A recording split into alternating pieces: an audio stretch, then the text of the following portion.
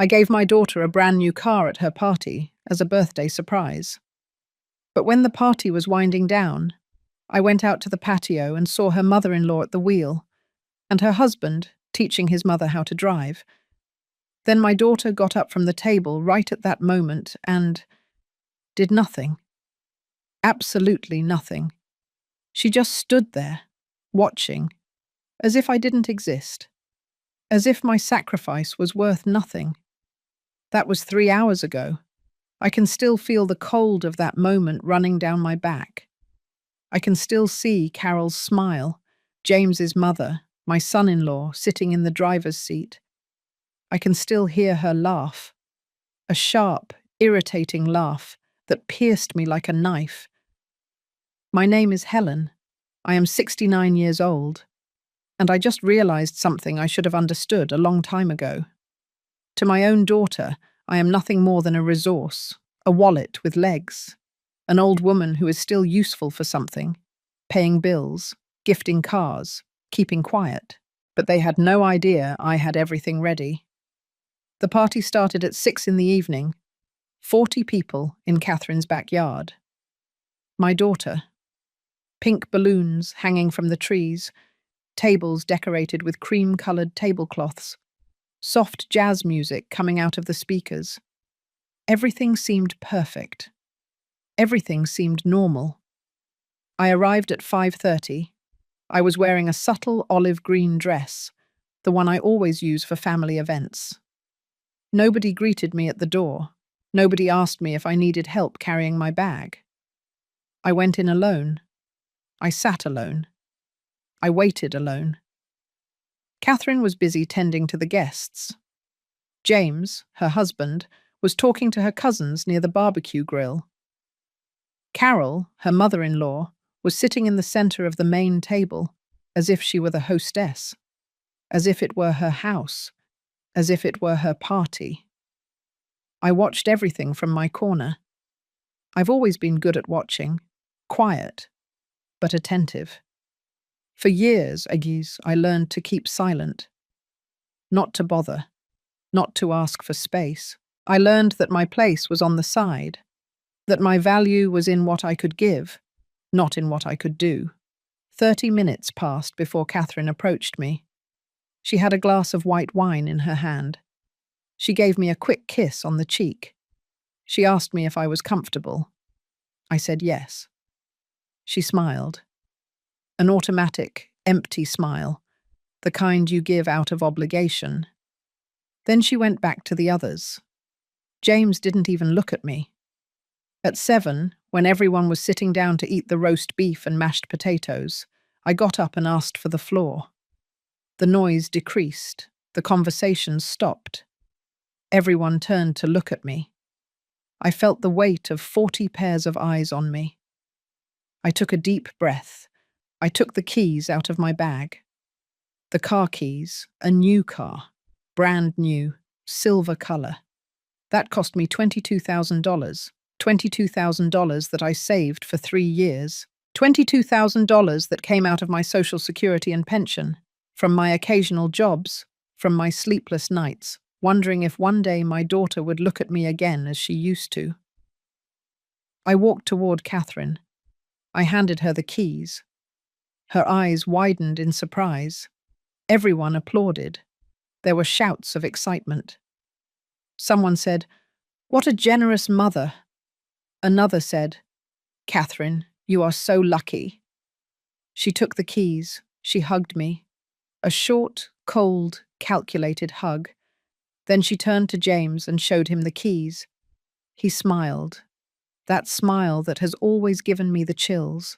That smile that hides something dark. Carol got up from the table and walked toward them. She took the keys from Catherine's hands without asking permission. She said something in a low voice. James nodded. The 3 of them went out to the backyard, where the car was parked. I stood there, watching them walk away. No one else seemed to notice. Everyone was still eating, laughing, drinking, as if nothing had happened, as if I didn't matter anymore. I waited 5 minutes. 10, 15. Then calmly, I left my plate on the table and walked toward the patio. My steps were slow, measured. I felt my heart beating fast, but my face remained serene. When I got to the patio, I saw it. The silver car, shining under the afternoon light. And there, sitting in the driver's seat, was Carol. James was next to her, leaning in, explaining how the controls worked. Catherine was standing next to the passenger door, watching, smiling, as if that were the most normal thing in the world. Carol turned the wheel. She gently pressed the gas. She laughed. She said something I couldn't hear. James laughed too. Catherine remained silent, but did nothing to stop them. I stood there, motionless, watching them. No one noticed my presence. No one turned to look at me. No one asked what I was doing there. I was invisible, transparent, non-existent. Then something inside me broke. It wasn't an explosion. It was a silent, deep, definitive break, like a crack in a glass that has endured too much pressure for too long. But I didn't scream. I didn't cry. I didn't make a scene. I just turned around and went back to the party. I sat down in my place. I drank a sip of water. I crossed my hands over my lap. And I waited. I waited for them to come back. I waited for them to sit down. I waited for them to keep pretending that everything was fine. Because I already knew the truth. And they were about to discover it too. It wasn't always like that. There was a time when Catherine looked at me with different eyes. There was a time when I was her whole world, and she was mine. She was born on a Tuesday in October, 35 years ago. She weighed 7 pounds. She had dark eyes, like her father. Black, curly, rebellious hair. From the first moment I held her in my arms, I knew I would do anything for her. Whatever was necessary. Without limits, without conditions. Her father, Robert, died when she was 7 years old. An accident at the factory where he worked. A poorly secured beam. A second of distraction. And suddenly I was left alone. Widowed at 36. With a little girl and no backup plan. I didn't have time to cry as much as I wanted. I didn't have time to fall apart. I had a daughter to feed, to dress, to educate. So I worked. I worked at anything, cleaning offices in the mornings, washing clothes in the afternoons, cooking in strangers' houses on weekends. I slept 4 hours every night, sometimes less. Catherine never knew how many times I skipped meals so she could have hers. She never knew how many months my shoes had holes so I could buy her new ones. She never knew that I sold the few pieces of jewelry I had, the ones Robert had given me, to pay for her private school. I wanted her to have what I never had. Opportunities, education, a better future. I wanted her to be someone, to not depend on anyone, to never have to bow before life like I did. And she did it. She graduated from college. She got a good job at a graphic design company. She earned well. She lived well. She was independent, strong, confident. I was proud. So proud that sometimes my chest hurt from so much emotion. But then James showed up. She met him at a work conference. He was a salesman for tech equipment. Talkative, charming, with that false confidence that men who need to impress to exist have. At first, he seemed polite, kind. He brought me flowers when he came to visit her. He asked me how I was. He respectfully called me Mrs. Helen. But I saw something in his eyes. Something cold. Something calculating. A look that evaluated, that measured, that sought weaknesses. I told Catherine to be careful, not to rush, to get to know him better before making big decisions. She got upset. She told me I was suspicious, that I was always looking for problems where there were none, that James was a good man, and that I should give him a chance. So I kept quiet. I swallowed my doubts. I smiled when I had to smile. I pretended when I had to pretend. They got married a year later. The wedding cost $8,000. I paid half. I sold my old car to be able to do it.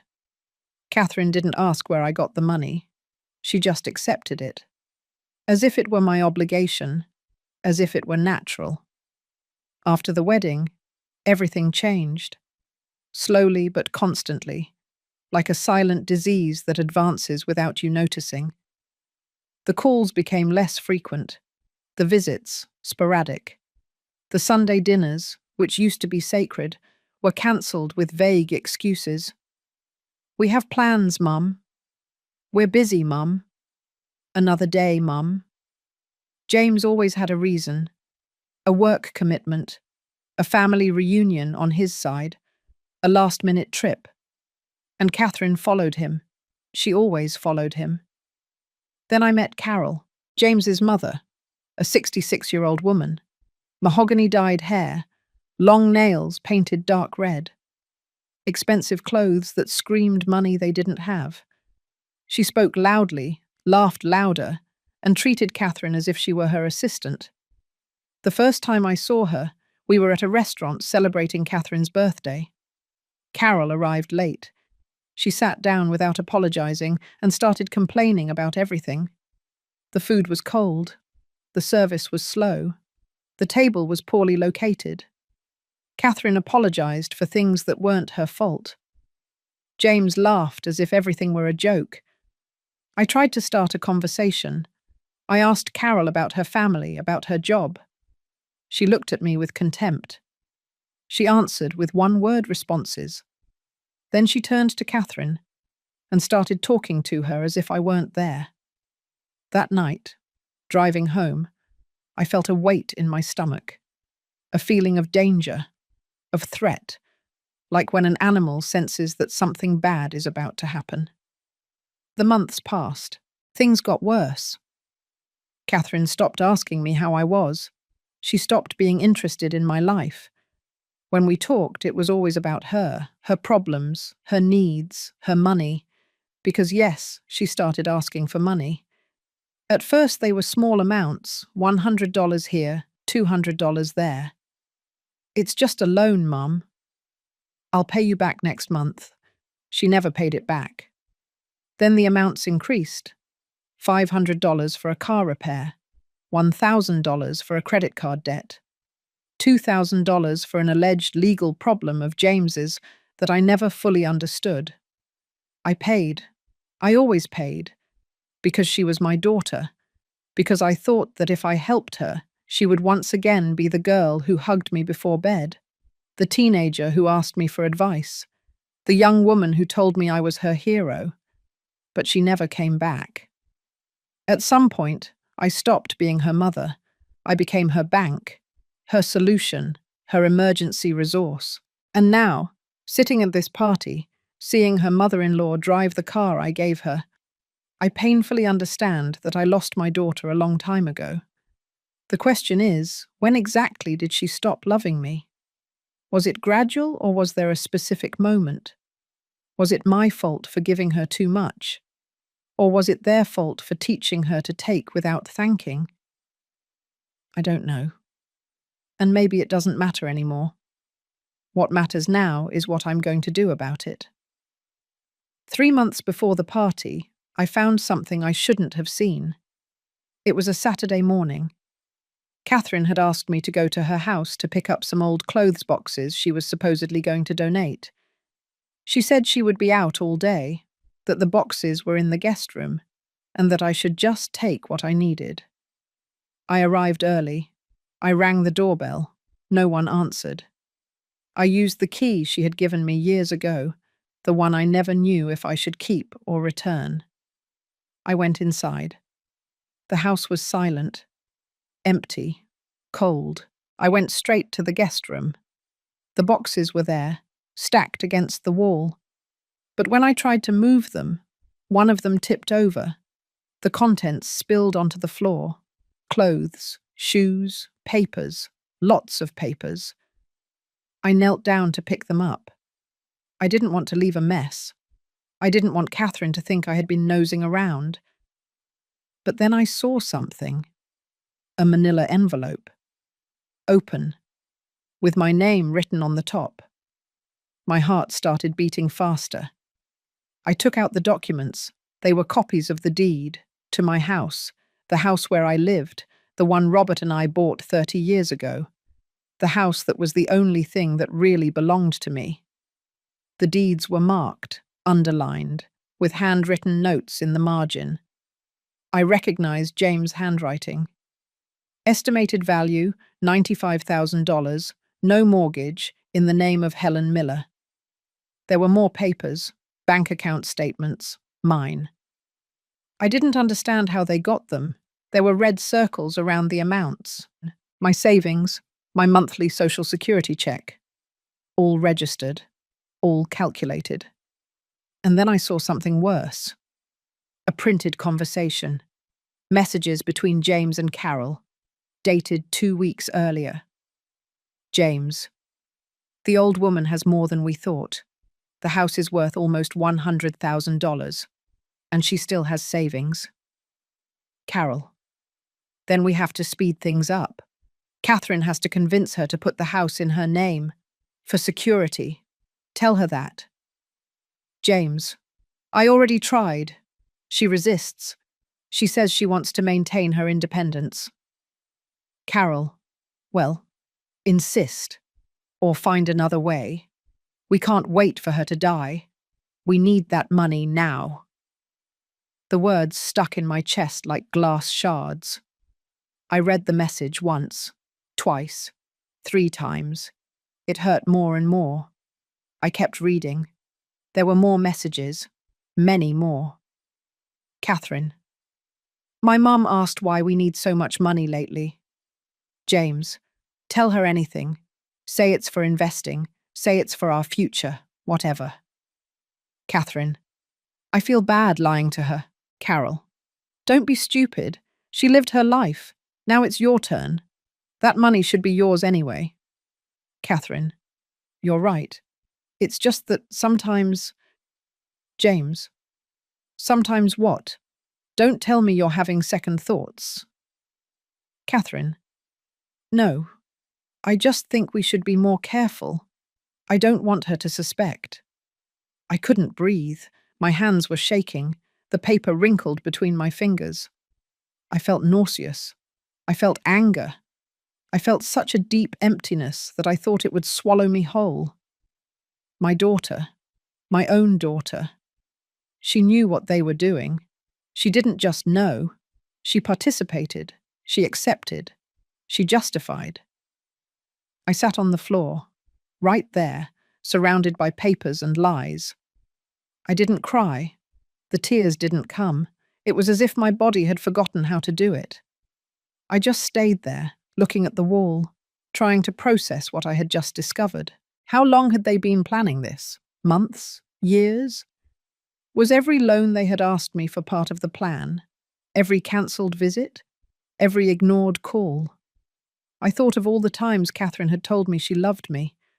I thought of all the gifts I had given her. I thought of all the sacrifices I had made. And I wondered if it had ever been real, if it had ever meant anything to her. I kept the papers. I folded them carefully and put them in my bag. Then I arranged everything as it was. I closed the box. I left the house. I locked the door. I walked to the bus stop. On the way home, my mind worked at full speed. Options, possibilities, strategies. Because one thing was clear.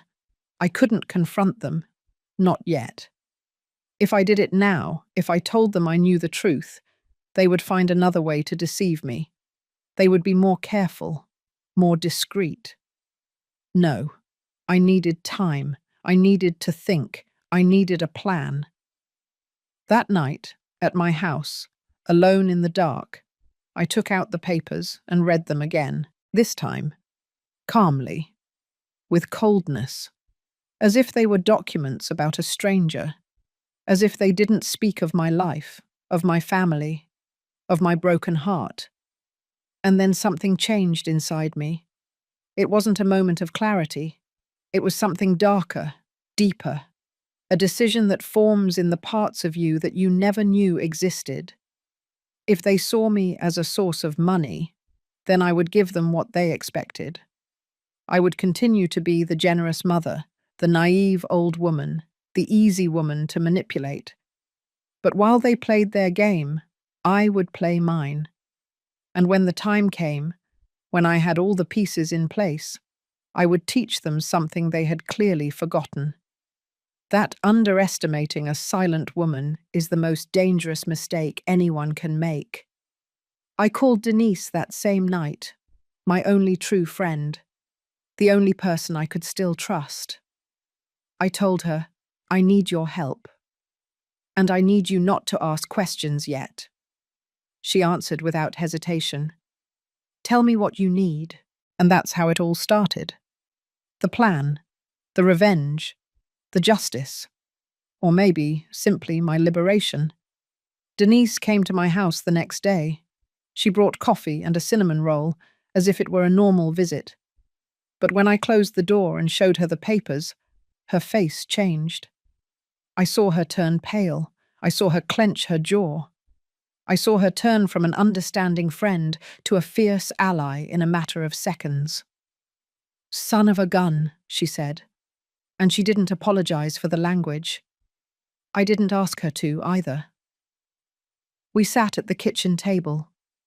I spread all the documents in front of us. The messages, the accounts, the written statements. Everything was there. The complete evidence of a calculated, cold, systematic betrayal. Denise read each paper carefully. Then she looked at me with those grey eyes that had always seemed able to see beyond lies. What do you want to do? She asked me. I don't know, I answered. And it was true. The anger had given me clarity, but no direction. I knew I couldn't stay still. I knew I couldn't pretend that nothing had happened. But I didn't know how to proceed. I do know, Denise said. You need to protect yourself, legally, financially, emotionally, and you need to do it now. She was right. Of course she was right. But something inside me resisted. There was still a tiny piece of maternal hope that clung to the possibility that this was a misunderstanding, that Catherine really didn't know how serious it was, that I could still save her. Denise must have seen the doubt on my face, because she took my hand and squeezed hard. Helen, she said, listen to me carefully. Your daughter is stealing from you. Not just the money. She is stealing your dignity, your respect, the years you have left to live. And if you don't do something now, she's going to leave you with nothing. Do you understand? I agreed, because I understood. Because deep down, beyond denial and pain, I already knew it. That same afternoon, Denise took me to see a lawyer. His name was Sam Nelson. He had a small office downtown in New York. He was a man in his 50s, serious, with thick glasses and a way of speaking that conveyed confidence without arrogance. I told him everything. I showed him the documents. I explained the situation to him. He listened without interruption. He took notes in a yellow legal pad. From time to time, he would pause. In the end, when I finished, he leaned back in his chair and sighed. Mrs. Helen, he said, you are in a vulnerable position. If they have access to your banking information, if they know the value of your property, if they are planning to manipulate you legally, we need to act quickly. What can I do? I asked. First, protect your assets. Change bank passwords. Revoke any notarized power of attorney you may have signed. Make sure no one but you has access to your accounts. Second, document everything. Every loan you've been asked for. every unfulfilled promise, every suspicious message. Third, prepare a new will that reflects your true wishes, not what they expect. I felt dizzy. It was too much information, too many decisions, too fast. And there's something else, Sam continued. If you really want to understand how deep this goes, if you want to know exactly what they are planning, you will need professional help. Someone who can investigate without raising suspicions. A detective? Denise asked. Exactly. 2 days later, I met George Miller, private investigator, a former police officer, a man in his 60s with a stern face and a gaze that didn't miss details. He worked out of a small office that smelled of old coffee and paper. I explained what I needed.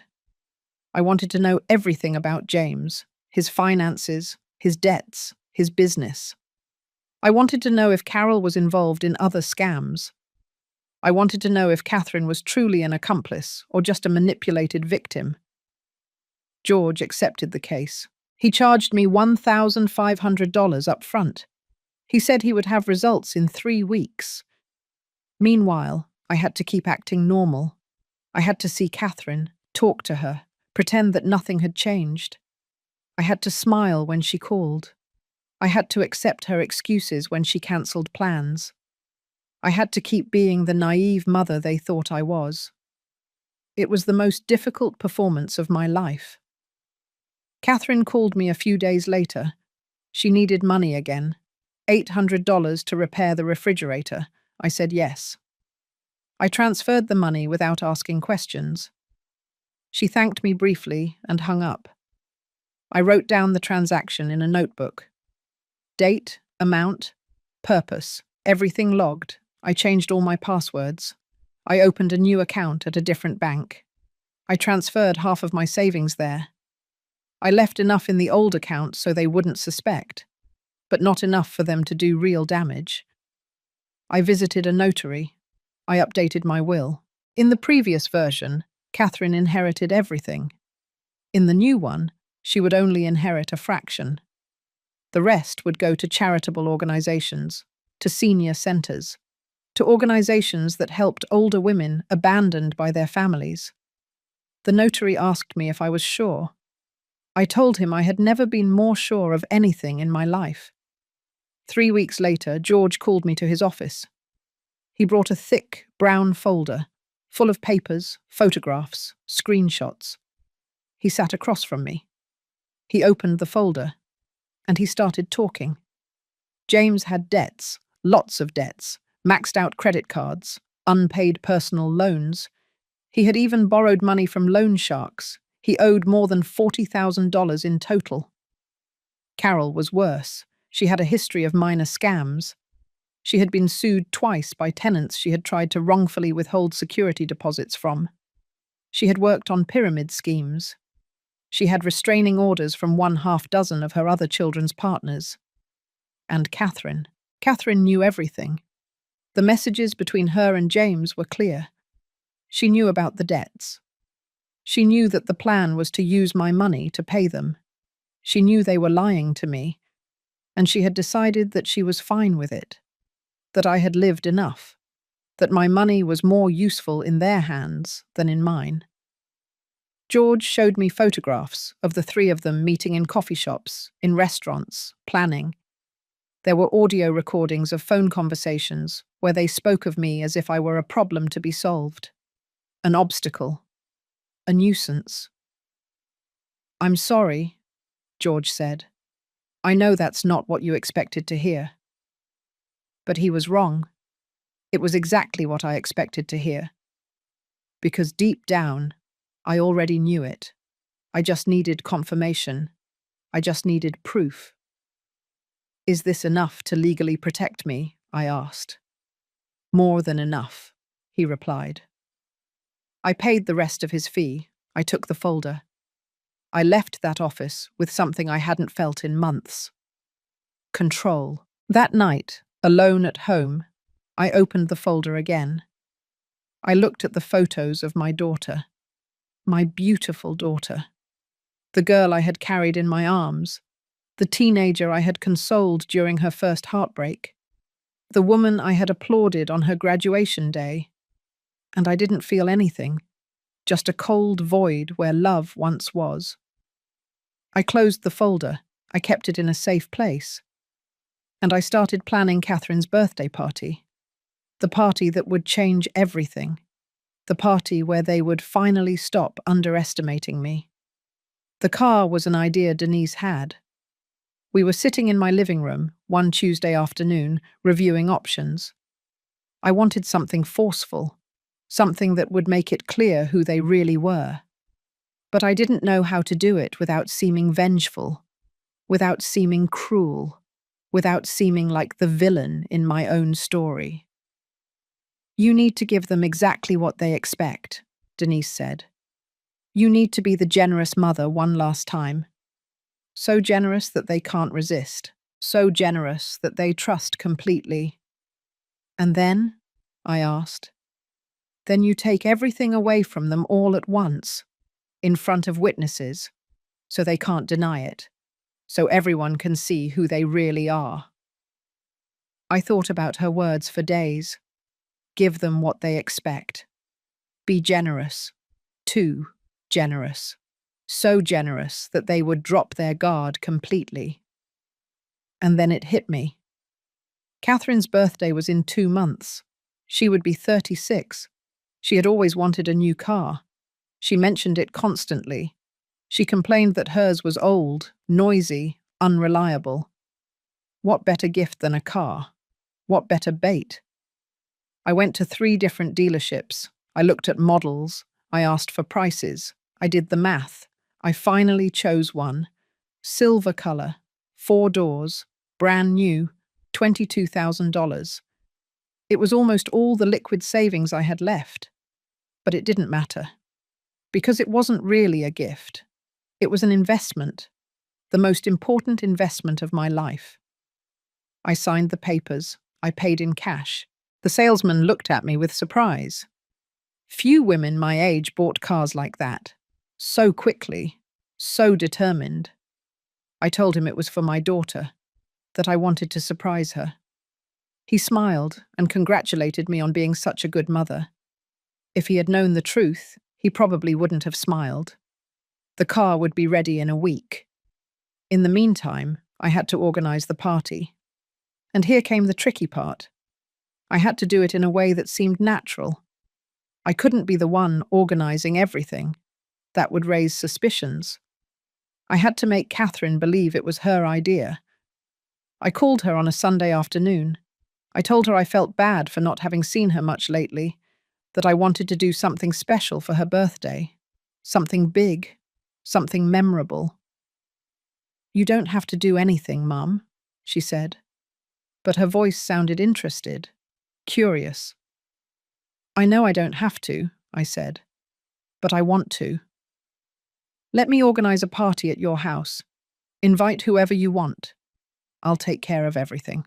The food, the drinks, the decoration. Just tell me how many people. There was silence. I could hear her thinking, calculating, surely wondering how much money she could get out of this. Are you sure?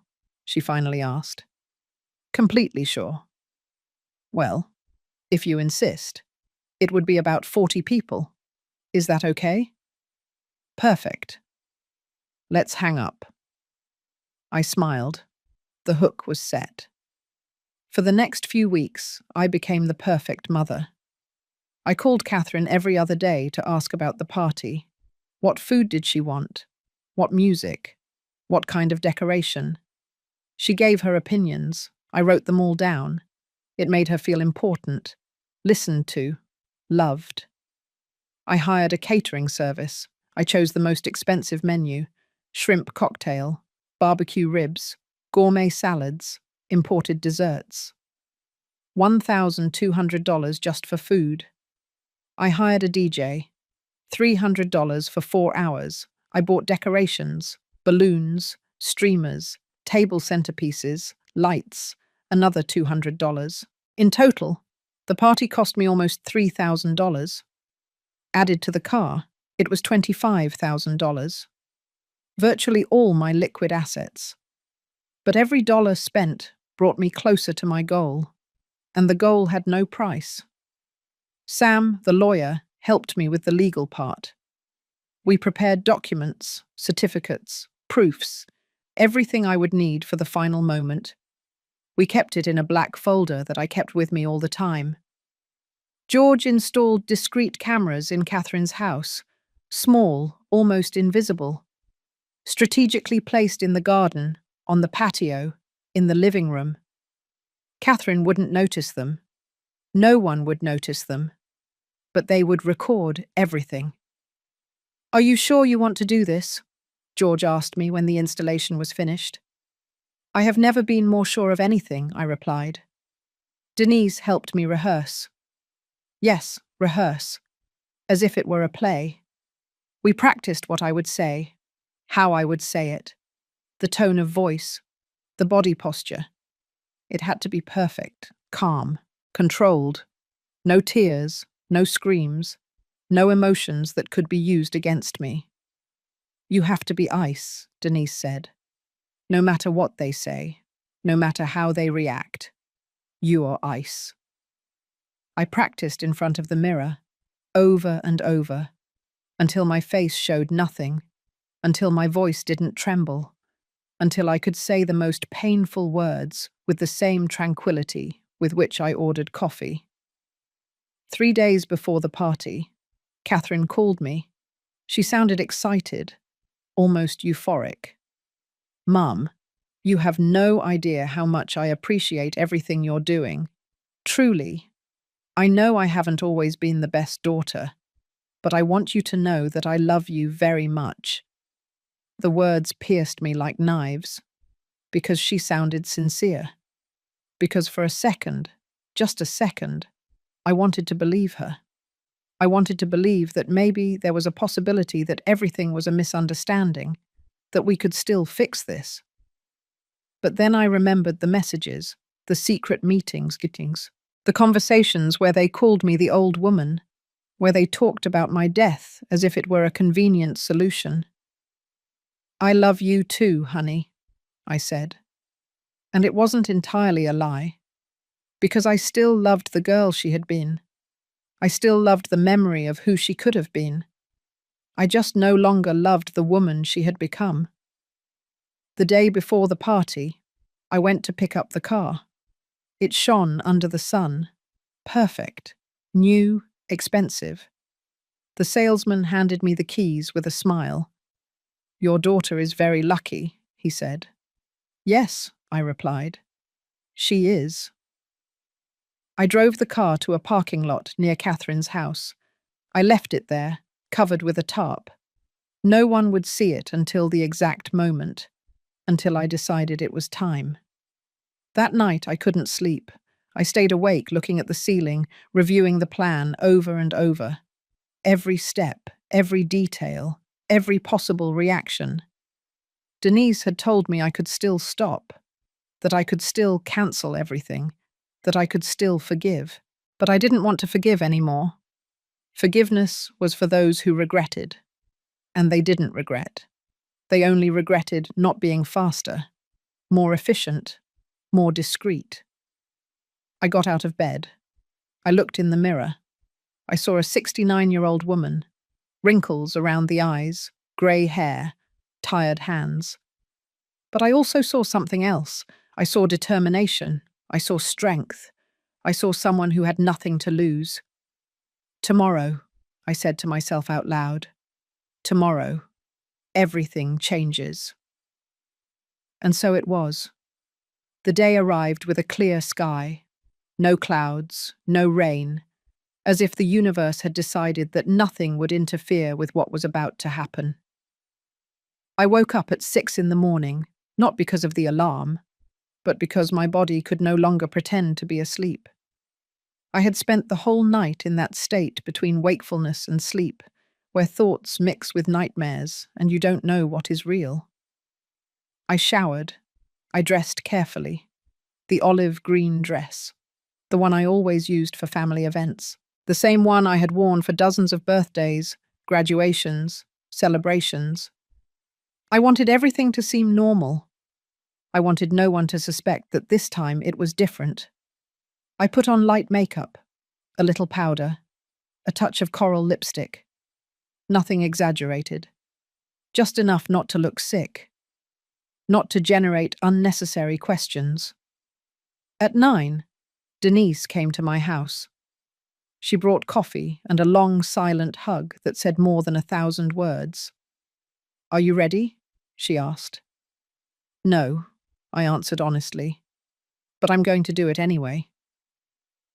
We reviewed the plan one last time, each step, each moment.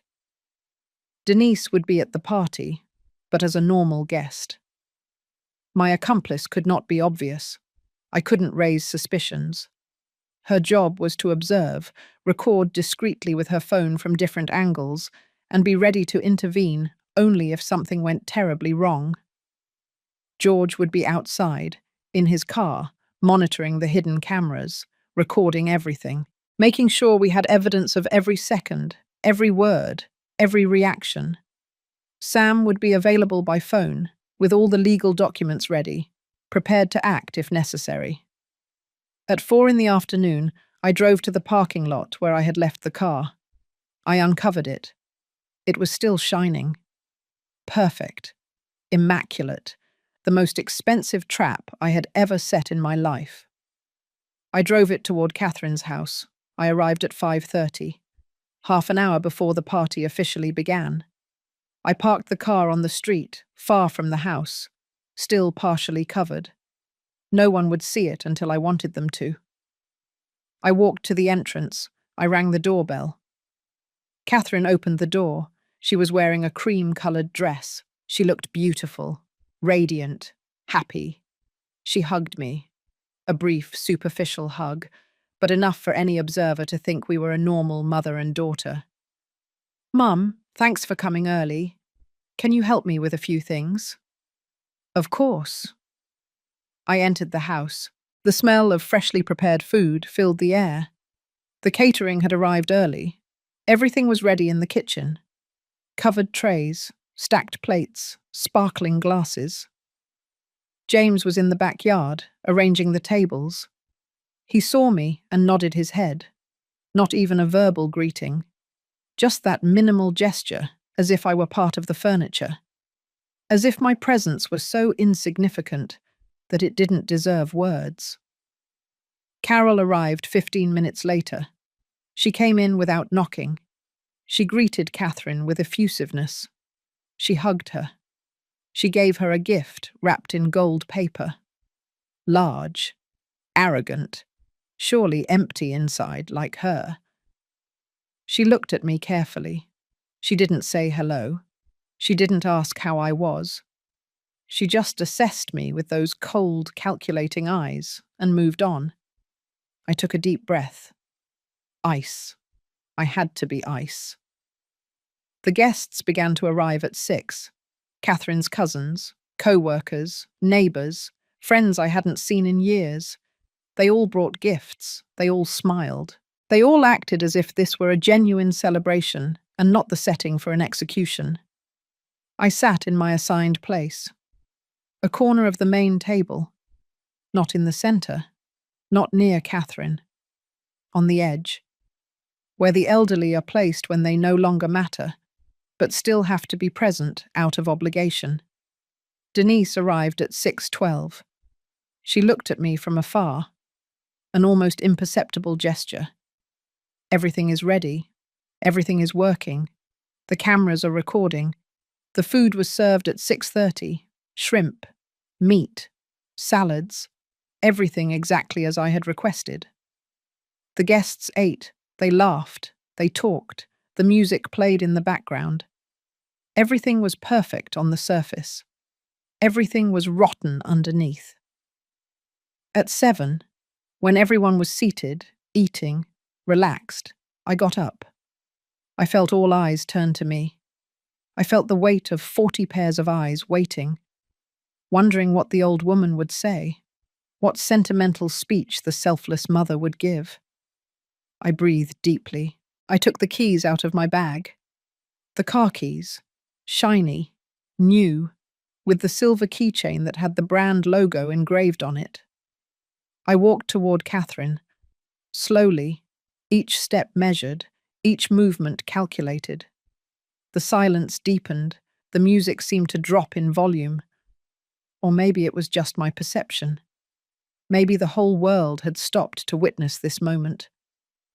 I stood in front of her. I held out the keys. I held them in the air between us. "Happy birthday, honey," I said.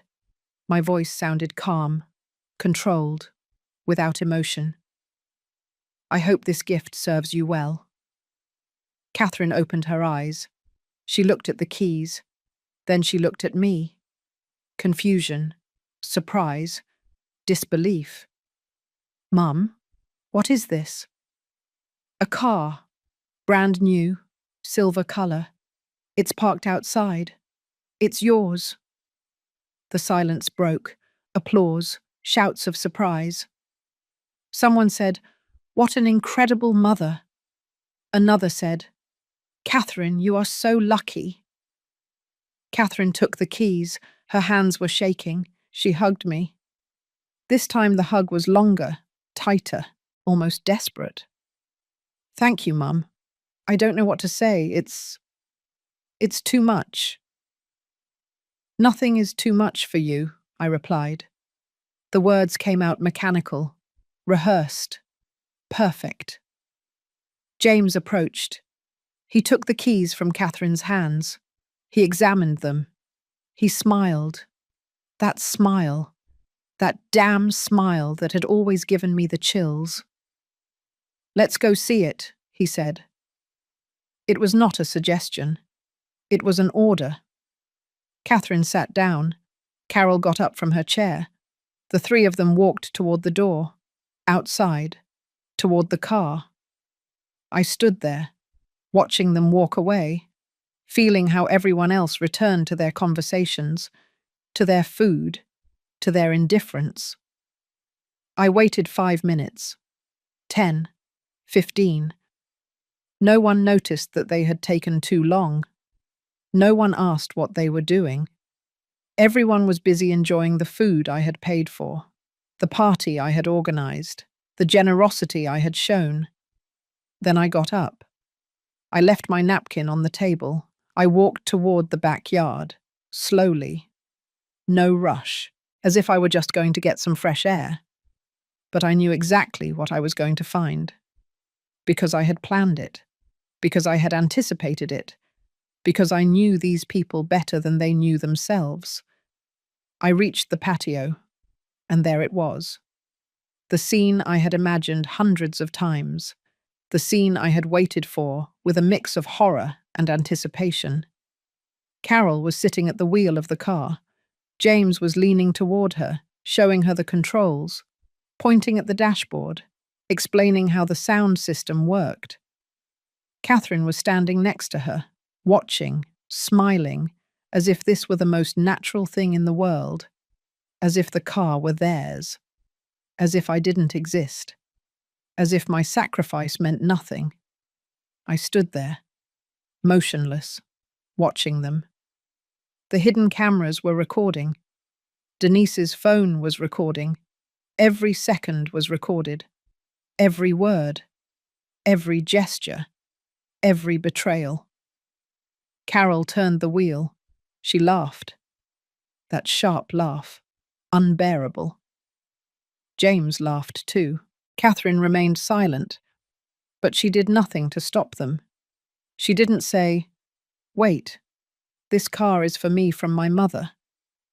She didn't say, "This isn't right." She didn't say anything. And at that moment, something inside me closed definitively. The last door, the last hope, the last remnant of maternal love. I turned around.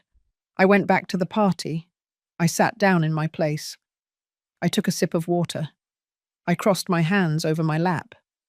And I waited. I waited for them to come back. I waited for them to sit down. I waited for them to keep pretending.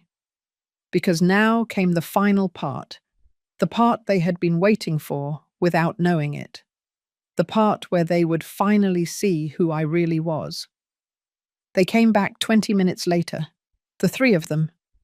Catherine with her cheeks flushed with excitement, James with that satisfied smile of someone who just got exactly what he wanted, Carol with a glint in her eyes that churned my stomach. They sat down in their places. Catherine raised her cup and offered a toast to me. "To my mother," she said, "to the most generous person I know." Everyone raised their cups, everyone toasted, everyone drank, and I smiled. A small, controlled smile that didn't reach my eyes. "Thank you," I simply said. The party continued. Dessert was served, chocolate cake with strawberries, $300 from a French bakery. Catherine blew out the candles. We all sang. We all applauded. Everything was so normal, so perfect, so fake. At 8:30, when the sun began to set and the garden lights turned on automatically, I got up again. This time I didn't have keys in my hand. I had my phone. And on my phone, I had something much more valuable than a $22,000 car. I had the truth. I walked to the center of the garden, where everyone could see me, where no one could ignore me. I raised my hand, asking for silence. The DJ turned down the music. The conversations stopped. Everyone turned to look at me. "I want to thank everyone for coming tonight," I began. My voice sounded calm, serene, as if I were about to give a sentimental speech from a proud mother. "It is important for me to share this moment with the people Catherine considers important in her life." Catherine smiled. James nodded. Carol looked at me with that expression of polite boredom that people have when they wait for someone older to finish speaking. "I have been a mother for 36 years, I continued, "and during those years, I have given everything I had. My time, my energy, my money, my love, everything. Because that is what mothers do. They give without expecting anything in return." Some people sat back down. Others smiled warmly. Denise looked at me from her table.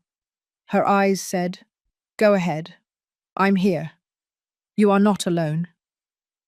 "But recently," I continued, "I discovered something interesting. I discovered that not everyone values sacrifices the same way. Some people see love as an obligation, others see it as an opportunity." The atmosphere changed, subtly, like when the air gets heavy before a thunderstorm. Catherine frowned. James tensed up in his chair. Carol stopped smiling. I took out my phone. I connected it to the sound system the DJ was using. I had practiced this with Denise. I knew exactly how to do it. The DJ looked at me confused, but he didn't object. "I want to share something with you," I said. "Something I found a few months ago. Something I think everyone should hear." I touched the screen. The first audio began to play. James' voice filled the backyard. Clear. Unmistakable. "The old woman has more than we thought. The house is worth almost 100,000, and she still has savings." Silence. Absolute silence. As if someone had pressed the pause button on life itself. "Mom." Then Carol's voice. "Then we have to speed things up. Catherine has to convince her to put the house in her name." I heard held breaths. Whispers. Someone muttered, "Oh my God." Catherine stood up. "Mom, what are you doing?" I didn't respond. I touched the screen again. Another audio. This time it was Catherine, her own voice betraying her. "I feel bad lying to him." And Carol answering, "Don't be stupid. She lived her life. Now it's your turn. That money should be yours anyway." Catherine turned completely pale. James got up suddenly. "Turn that off, now." but I didn't turn anything off. I touched the screen one more time. The next audio was a conversation between James and Carol, more recent, 2 weeks ago. If she doesn't hurry up and die naturally, maybe we have to help the process. A nursing home. Some place where she can't control her money. Carol laughing. I like the way you think, son. The murmurs turned into choked shouts. Several people got up from their tables. A woman I didn't know put her hand over her mouth. An older man shook his head in denial. Denise had taken out her phone. She was recording everything. The reactions, the faces, the collapse in real time. Mom, please. Catherine walked toward me. There were tears in her eyes, but I couldn't tell if they were tears of regret or just shame at being discovered. Let me explain. It's not what it seems. It's not what it seems, I repeated. My voice was still calm, cold, ice. Then explain it to me. Explain it to everyone. Explain how for months you planned to steal from me. How you lied to me every time you borrowed money. How you let your husband and your mother-in-law talk about my death as if it were a convenient solution. I didn't, she pleaded. I never wanted to. They pressured me. They pressured you, I repeated. And you gave in, over and over without a second thought, because it was easier to betray me than to stand up to them. James walked toward me with aggressive steps. Enough. This is our house. Get out of here. Now. I laughed. It was a short, dry laugh, without humor. Your house? This house is in Catherine's name. But do you know what else is in Catherine's name? Nothing. Absolutely nothing else. Because everything she has, every piece of furniture, every appliance, every penny of her bank account, comes from loans she asked me for and never returned. Loans that total more than $35,000. I took papers out of my pocket. Documents, receipts, bank transfers, all printed, all logged, all with date and signature. I have proof of every transaction, of every lie, of every manipulation, and now all of you are witnesses. The guests were in shock. Some murmured among themselves. Others looked at Catherine with expressions of disgust. One of her cousins got up and left the garden without saying a word. Carol finally found her voice. This is ridiculous. You're a crazy old woman making things up. No one is going to believe you. I touched the screen again. This time it wasn't audio. It was video, recorded by the hidden cameras George had installed. The video showed Carol and James in the kitchen of this very house. It was 3 weeks ago. I had gone to drop off food and they didn't know I was recording them.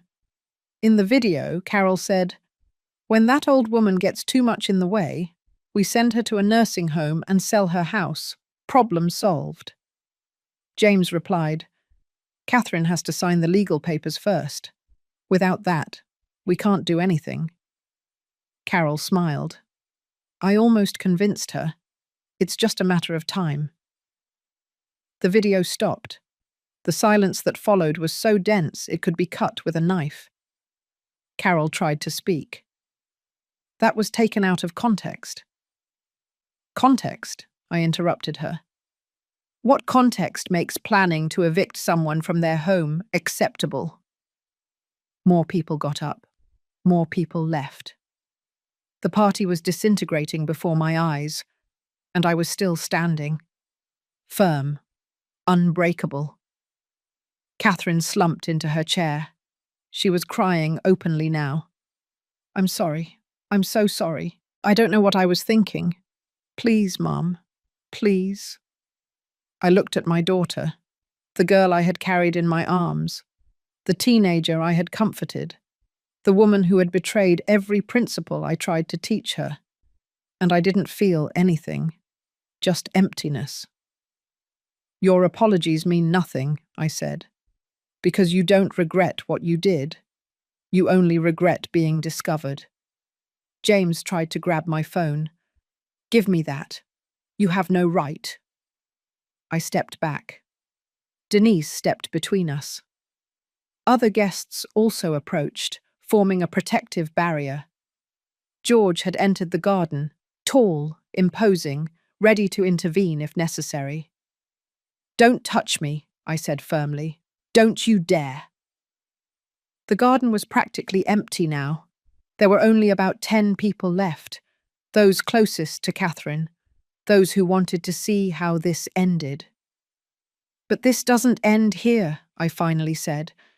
This is just the beginning, because the best is yet to come. Catherine looked up, confused, scared. What? What do you mean? I smiled. A real smile this time. A smile of pure satisfaction. Wait and see. I took the black folder out of my bag. The same one Sam had prepared. The same one I had been carrying with me for weeks. Waiting for this exact moment. I opened it slowly, deliberately, letting the tension grow, letting everyone who was left in the garden wonder what else could follow everything they had already witnessed. For the last 3 months, I started. While you planned to take everything from me, I was also busy. But unlike you, I didn't plan to steal. I planned to protect myself. I took out the first document, an official sheet with notary seals. This is my updated will, signed and certified 2 months ago. In the previous version, Catherine inherited everything. My house, my savings, my belongings, everything. Catherine raised her head. There was a flash of hope in her eyes, as if she thought she could still be saved, as if she believed that the right words could undo what she had done. In this new version, I continued, Catherine inherits exactly $10,000, not a penny more. The rest of my assets, valued at approximately $90,000, will be divided between 3 charitable organizations: homes for abandoned elders, shelters for older women without family, legal aid centers for victims of financial abuse. Catherine's face was utterly crushed.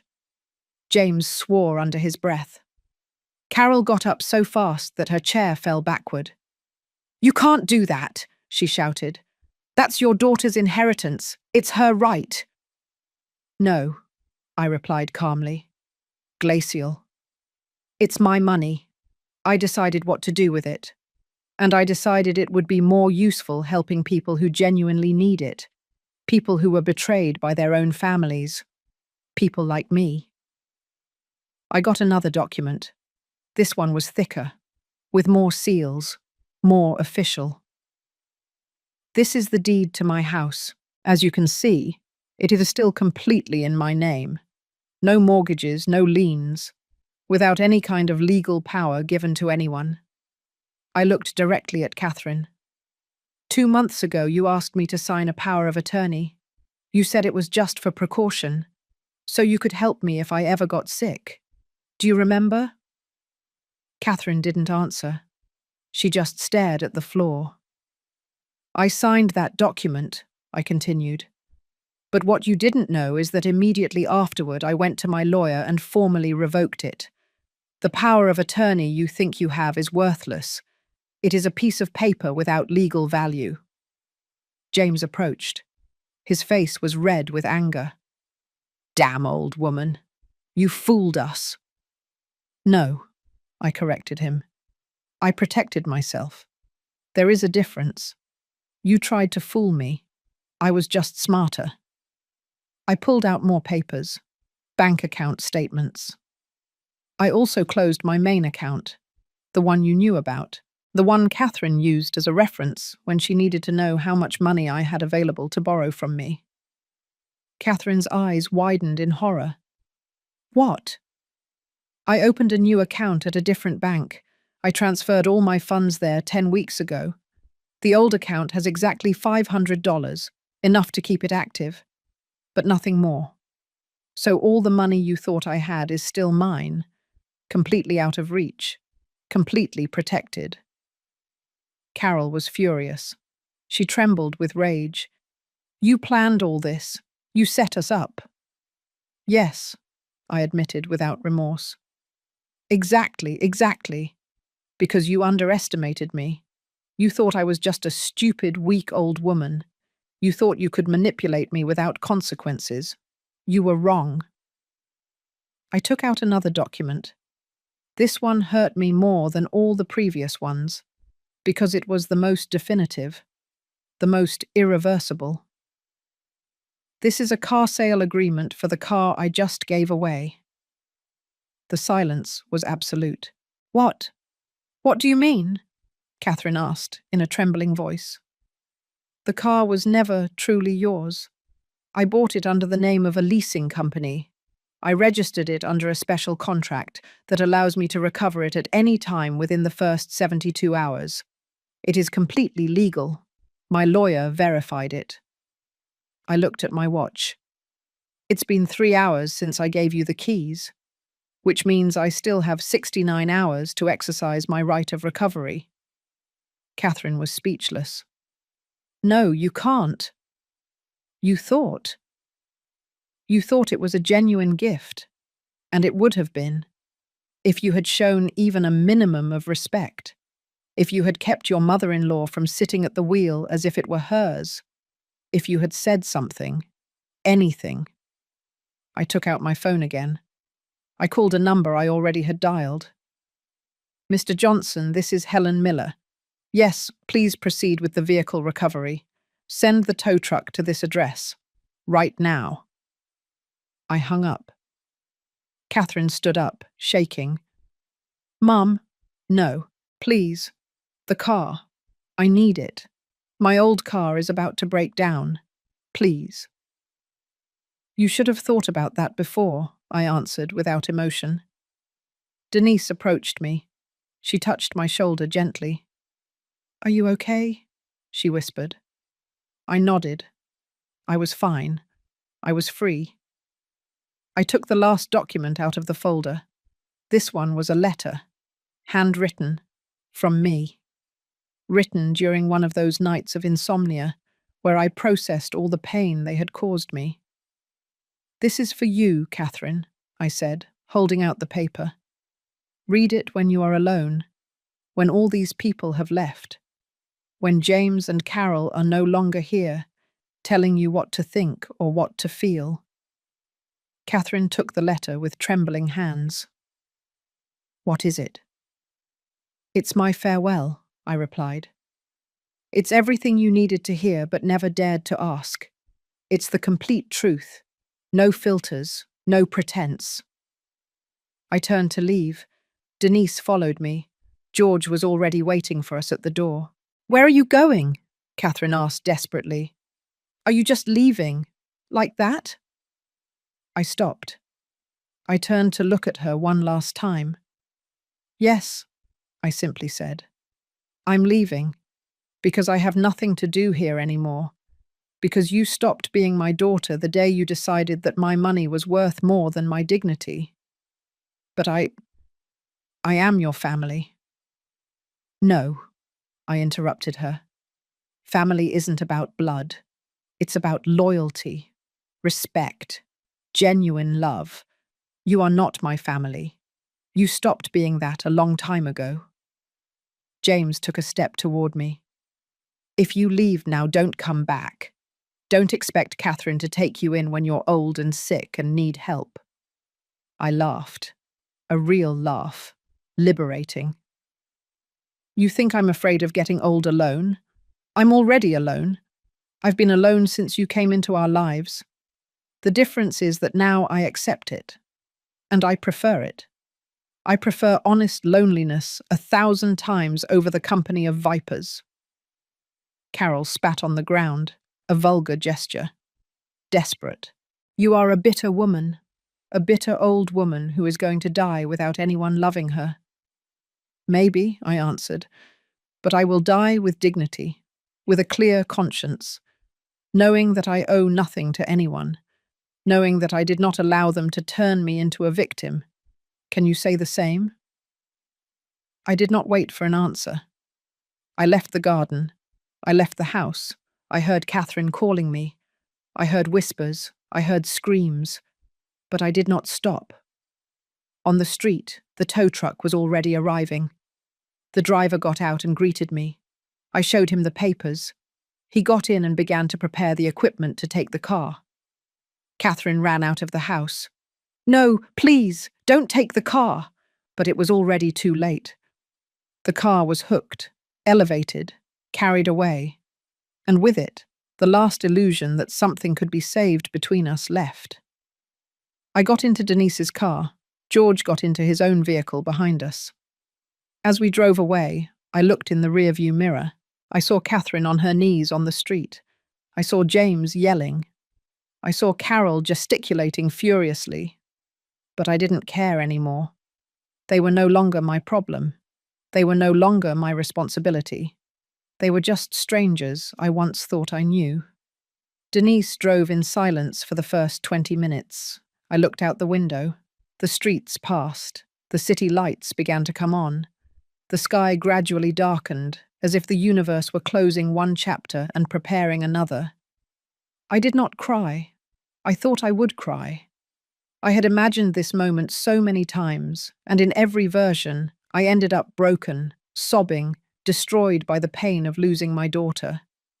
But I didn't feel any of that. I only felt relief, like when you finally let go of something heavy you've been carrying for years, like when you stop pretending that it doesn't hurt you and admit the truth. "Where do you want to go?" Denise finally asked. "Home," I answered. "For now." She felt it. She knew that "for now" meant something temporary. She knew that I had already made bigger decisions, decisions that I hadn't yet shared with anyone. We arrived at my house 40 minutes later. The house Robert and I bought 30 years ago. The house where Catherine grew up. The house full of memories that now felt like ghosts. We went inside. Denise made tea. We sat in the living room. George arrived shortly after with all the recordings backed up on a thumb drive. "Everything is here," he said, handing me the device. "Every audio, every video, every piece of evidence, in case you need anything else in the future." "Thank you," I said, and I kept it in a safe place, because even though I didn't plan to use it again, it was important to have it. It was important to know that the truth was documented, that it wasn't just my word against theirs. George left after a quick coffee. He charged me the rest of his fee, $500. I paid him without hesitation. It was worth every penny. Denise stayed. She stayed because she knew that even though I wasn't crying, even though I seemed fine, I needed company. I needed to remember that there were still good people in the world. "What are you going to do now?" she asked. "I'm going to sell the house," I answered. The words came out easier than I expected. "I already spoke to a realtor last week. She says I can get $95,000, maybe more." Denise didn't seem surprised. "And then?" "Then I leave, far away, to another city, maybe to another state. I want to start over, in a place where no one knows me as Catherine's mother, where I can just be Helen, a 69-year-old woman who still has time to live her own life." "Alone?" she asked gently. I smiled. "Not exactly.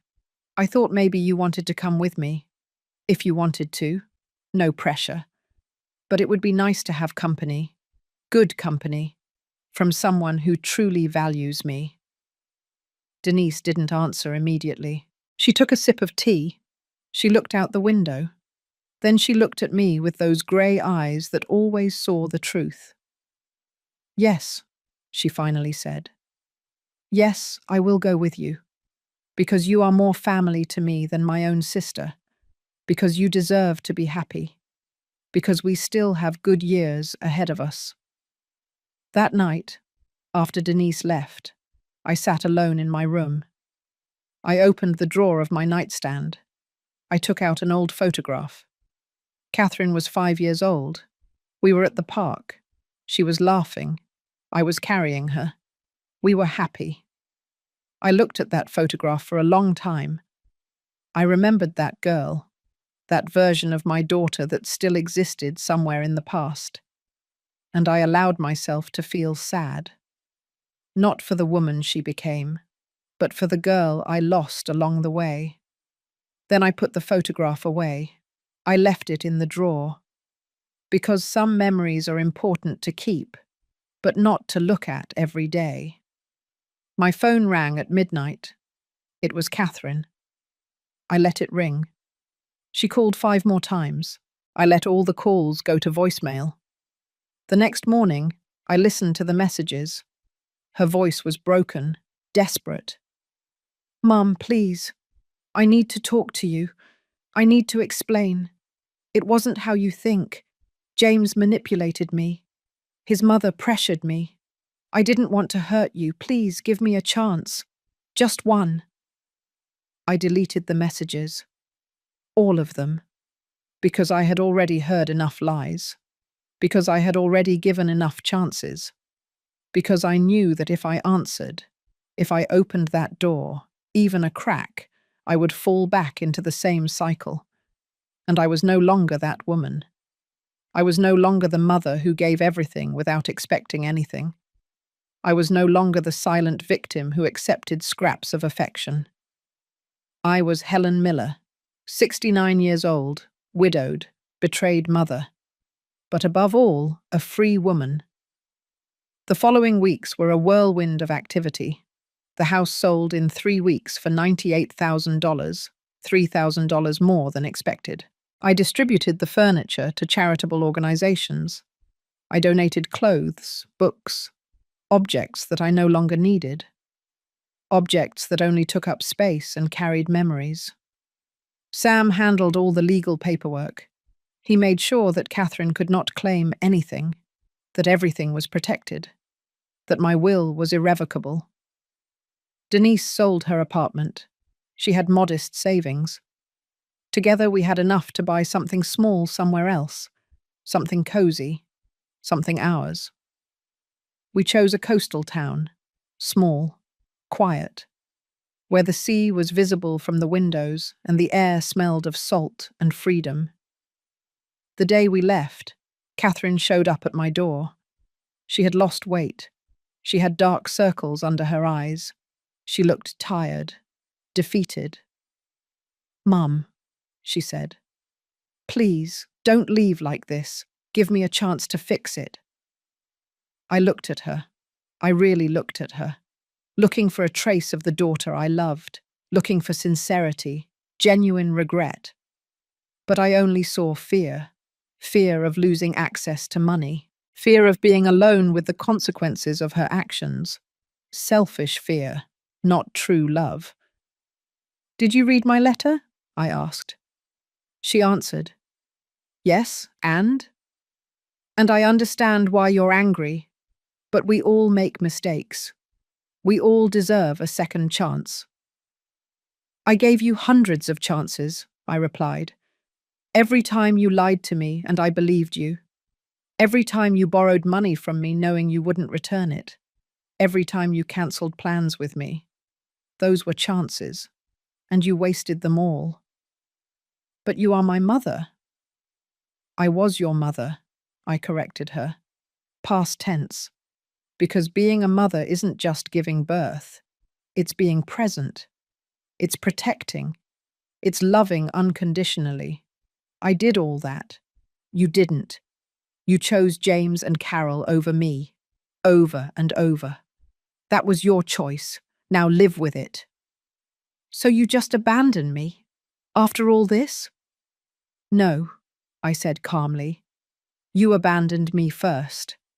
I'm just accepting the reality that you created." Denise left the house with the last boxes. She put them in the car. Then she stopped by my side. A solid presence. A reminder that I was not alone. "It's time to go," Denise said softly. I nodded. I looked at Catherine one last time. "I wish you the best," I said. And it was true. I didn't wish her harm. I just wanted her to be far from my life. I hope one day you understand what you lost. Not money, not an inheritance, but genuine love.